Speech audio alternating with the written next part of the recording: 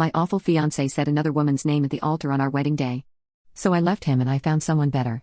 I was in a relationship with my ex-fiancé Paul for 3 years before things took a turn for the worst on our wedding day. Looking back on it, I was very naive and in denial. Whenever he came home late, he always said he was at work even though I could smell the booze and cigarette ash on him.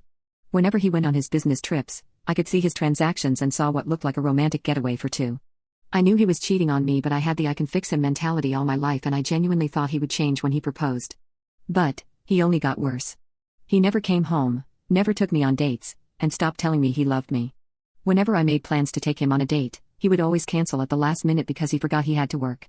Then he would come home at 5 in the morning, intoxicated out of his mind. I put up with all of this because I actually thought that this was the best I was going to get. I genuinely thought I didn't deserve better.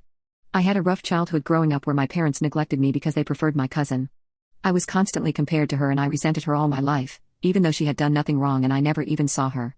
My 2 other boyfriends dumped me after a month of dating because there was always something awful about me that made them not want to stick around. But Paul stayed for 3 years. That was the longest relationship I have ever had and he was the sweetest boyfriend for a year. It was only after our 2nd year anniversary that he changed into this awful person.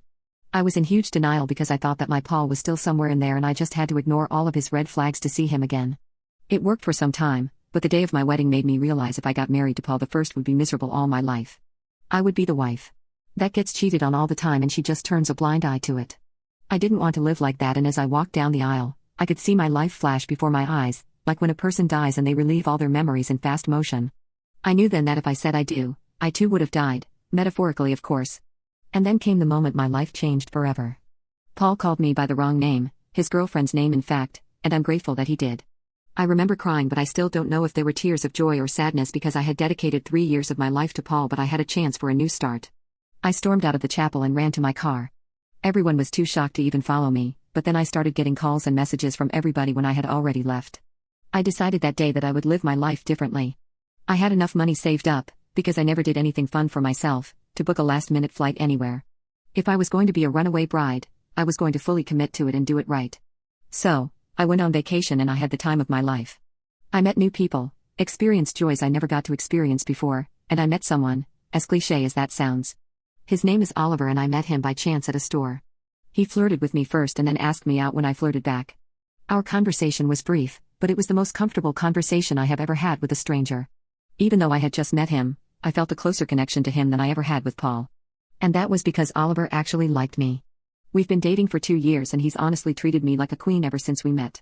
He surprises me with gifts all the time, both store-bought and homemade, writes me love poems, makes me breakfast in bed, and just treats me like I'm the only woman he'll ever love. Our spark has never died because he refuses to let it die. When we started dating, Oliver vouched that we wouldn't keep secrets from each other, but he also didn't push me to tell him about my baggage until I was ready. Well, that day came a year into dating and I told him about Paul. He actually thanked Paul for being such an idiot for letting me go because if he hadn't said the wrong name at the altar, Oliver never would have met me. His reaction was sweet, but he also comforted me through it all. I cried hard that night into his arms and he never let me go. I'm so glad I didn't get married that day because Oliver is the only man I want to spend the rest of my life with.